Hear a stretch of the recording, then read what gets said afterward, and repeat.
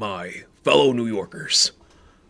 As your mayor, I, along with my wife Vanessa, would like to welcome you to a brand new weekly review from someone covering that nasty criminal that's running our streets, known as Daredevil. I, your faithful mayor, Mayor Fisk, would want you all to feel safe and secure. Anywho, let's get into the first episode as we're diving into the Defender saga to kick things off with Into the Ring for our first episode, where it's becoming more and more of a family affair here, where do we even begin, guys, with how we kick off the Defender saga? A property that literally left Kevin Feige like, wait, why are we losing viewership for all of our stuff? People aren't getting tired of our writing and jokes and humorous things that we call jokes, right? Kevin, you want the right answer, or do you want us to lie to you? I want the truth. They're a little tired of us. What? You're fired.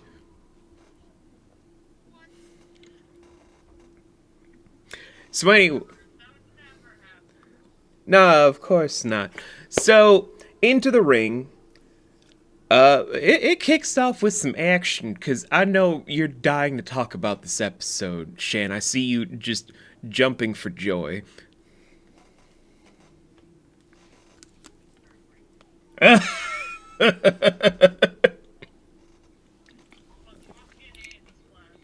Of course you do. Crime, action, suspense, and Matt Murdock in his pajamas. No, that's not a dream sequence for a video game that we never got, but it sounds like it. No, that's just the overall vibe of how we're kicking things off in spectacular detail. Because the devil of Hell's Kitchen is coming to strike fear into the hearts of every man, woman, and child that dares to do anything, whether it's drug running, whether it's kidnapping, whether it's, putting people in forced prostitution. Maybe it's a lot of those things and more. Mind your fucking business, David! But Daredevil is definitely making his first appearance before he has his iconic red suit, but way, way before he decides to downgrade to put on the mustard suit, as I call it, which is not as pimp. Some would call it trash. It got him bitches, but it made him look like a sub. But I digress. From this overall thing, I'm skipping over the origin story of how we get Matt Murdock to be the devil of Hell's Kitchen, because if you've seen any sort of media covering it, whether it's the 90s Spider-Man cartoon, maybe you guys saw the Ben Affleck abomination of a film, maybe you're one of the lucky people like myself to see this originally on Netflix. Regardless, the backstory for Matt Murdock's blindness and how he becomes who he is not relevant to what we have to discuss here. Instead, yes, Jay.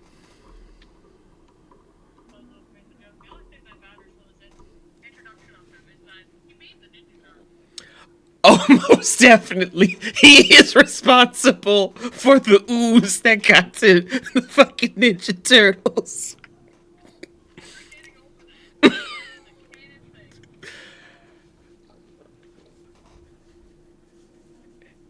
Hey, Leo. What's going on, Mikey? I found our dad! Really? I thought it was Splinter. Well, he is our dad, but the one who made us is a blind ninja in Hell's Kitchen. Okay, need to put down the expired pizza there, Mikey. No, it's true! Yeah, just put down the expired pizza there, Mikey. But anywho, the main focus for Into the Ring goes into various different facets. The main facet that we have to dive into is, of course, Nelson and Murdoch's first client, Karen Longlegs Page. Why is that a judgment? She has long legs.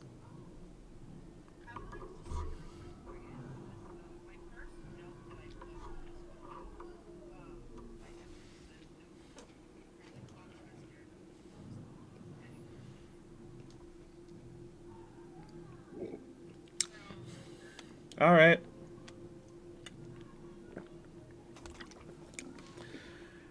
Anywho, so the main facet for this episode that was going to also kick off a lot of things for the legal procedural stuff that comes up time to time in the series is how Matt Murdock, aka the Devil's Hell's Kitchen, aka Daredevil, aka probably your father because of how he gets just slutted around everywhere, he and his best friend of Foggy Nelson, not actually his first name, don't worry about it, are new in town, but they are not homeless. They do not have AIDS. They just new in town.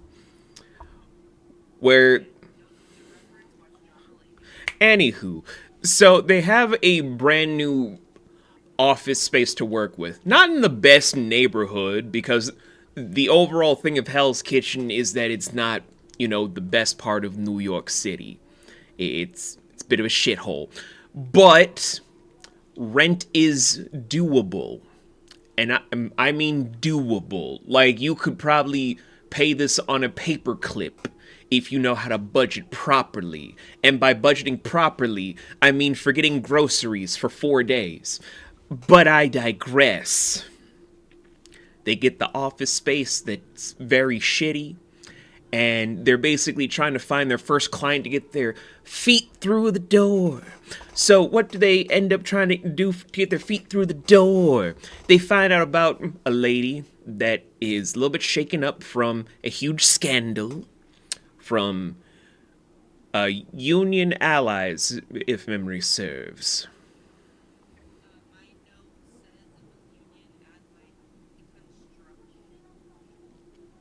Okay, UAC. So for UAC, we have Karen Longlegs Page. I got her nickname and first name smashed together. So Karen Longlegs Page is shaken up because of a huge scandal going on, but Matt Murdock and Foggy Nelson are trying to put her at ease and make sure that she doesn't feel scared, that she doesn't feel like she's going to be in immediate danger. That does not go so well, because she ends up getting jumped, but then gets saved by a mysterious savior.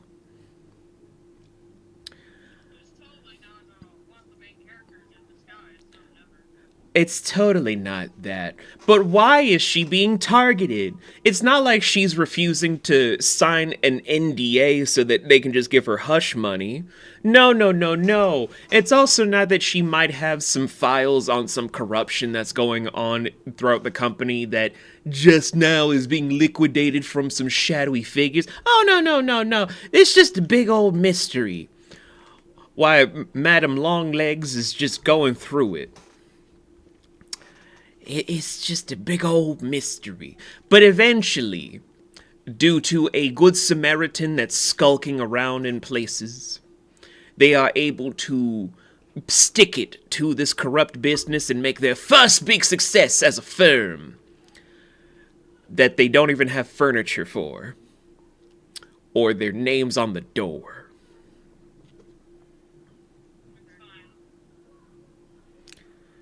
But a win's a win, even if they didn't make any money. As a lawyer, I shouldn't be saying that's a win if they made no money. And before people are like, you're a lawyer? Nah, fam. They can't pay me enough to be a lawyer. But that's just the main facet. That's just the core of the story. But we have a few other myriads to this story of ours. But I'm not the only person hosting this. So other people need to share what's also in this episode, because that's what it means to carry the load.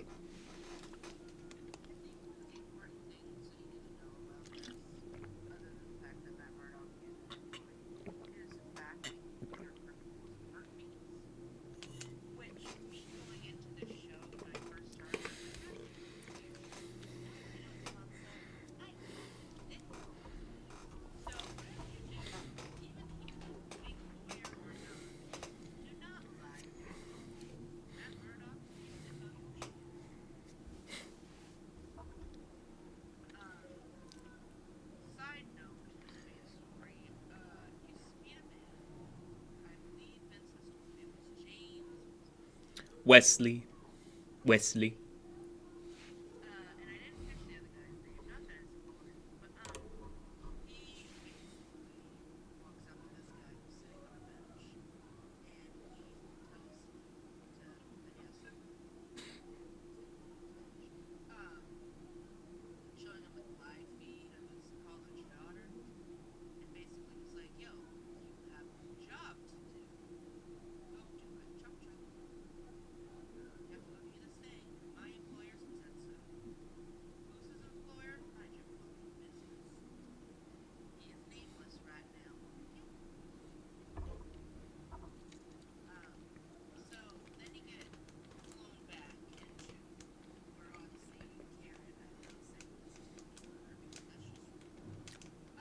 How is that rude? She has long legs.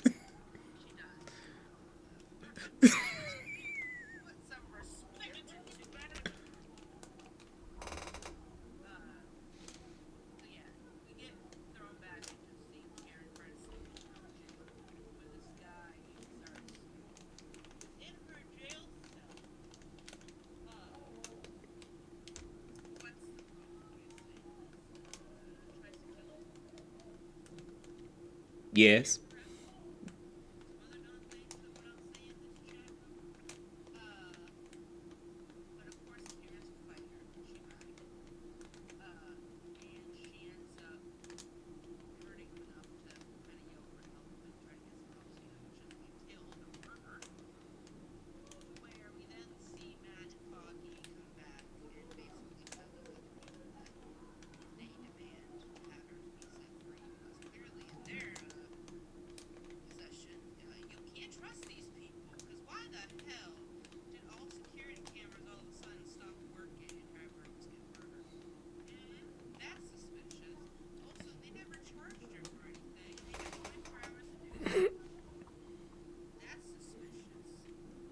That's weird.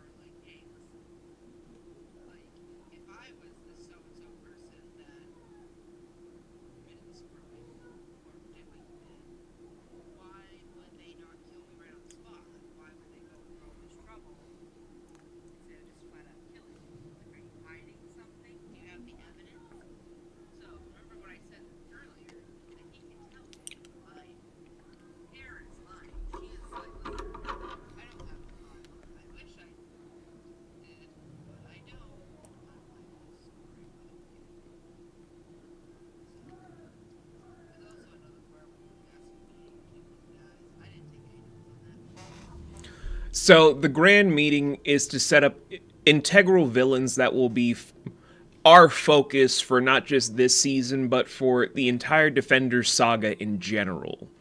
We don't need to know their names just yet. Just know that there are two people from the worst place on Earth. We have one person from a place in Asia. That's all I'm going to say about them.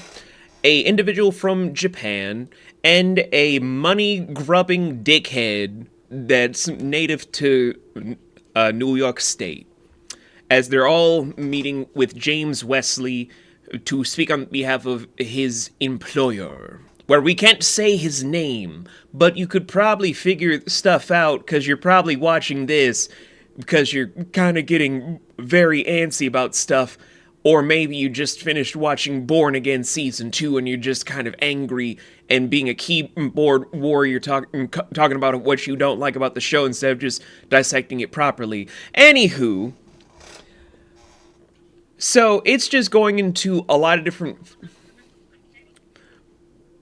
Well, I expect too much, I know this. So, they're just trying to set the stage for the bigger problems at hand that will be following our focal hero of Daredevil before the other Defenders make their grand debut within Hell's Kitchen, which, when this series was first created, many people were kind of confused about the whole, why are we calling the attack on New York the incident within the Defender saga, forgetting that this was not made with Kevin Feige's overall finger on the button.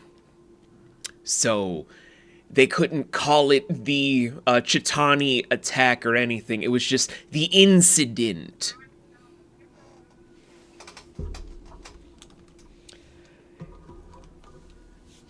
So it was canon light without it being canon. But I digress. Right now, all you need to know from this Shadow Cabal is that they're thinking about how to kill Karen Longlegs Page. And so we go back to you for that part there, Sham.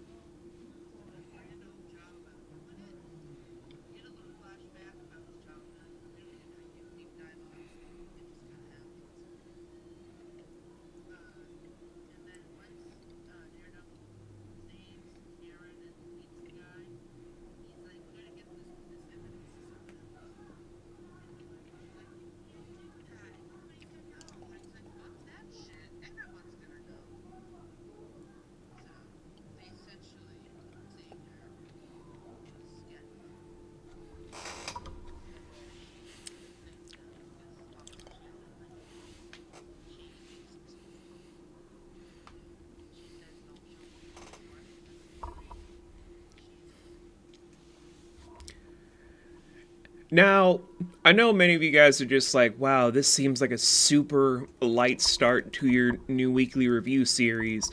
Honestly, I could have done a whole deep dive into what happened when Kevin got his hands on these shows that were taking viewership away from his mighty empire of the MCU. About how they cut certain scenes, they kind of shortened the length of a few things here and there, kind of were doing stuff in a whole weird rigmarole for behind the scenes purposes that make no sense when you think about it for too long.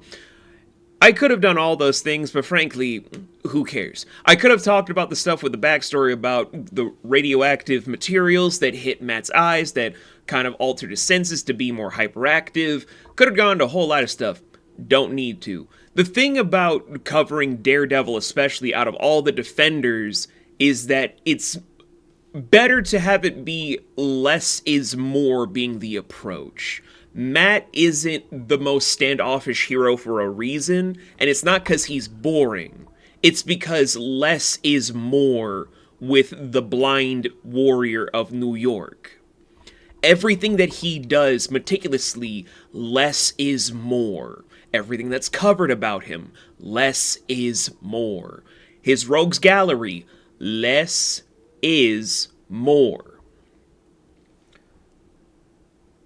So, with us just getting into the ring to understand the start of our new story, the start of this brand new person that honestly could handle a lot of ground level threats and even do some damage to Avengers level enemies if you were to really get into things with how skilled Daredevil is. It is a nice little change of pace for things to just showcase the overarching beauty that comes from individuals that were super excited to do stuff creatively for an IP that they loved.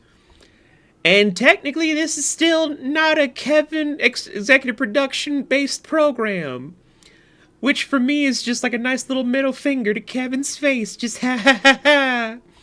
Eat shit, bitch. But aside from me being petty with one of my many ops in the mainstream, how did it feel to dive into the show again, everyone?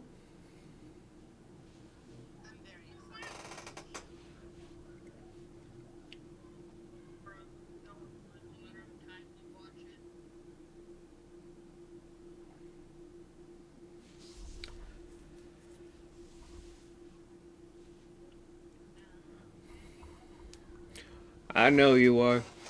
And I would love to dive into some more stuff for all this, that and the third thing. But I've been told that, by Wesley, his employer is trying to make sure that we don't do anything to cause any big spoilers. So, we will just see you guys for episode 2, known as Cutman. Why is it called Cutman? What's going on to make it be called Cutman?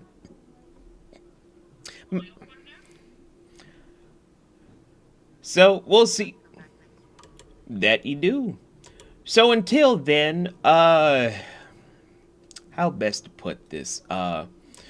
Until then, just don't give old ladies cigarettes. What do I mean by that? You should have watched the episode before watching this weekly review. That's all I'm gonna say. Just don't give old ladies cigarettes, and you should be watching the things that we're reviewing before the episode comes out. That's just polite. Nathaniel.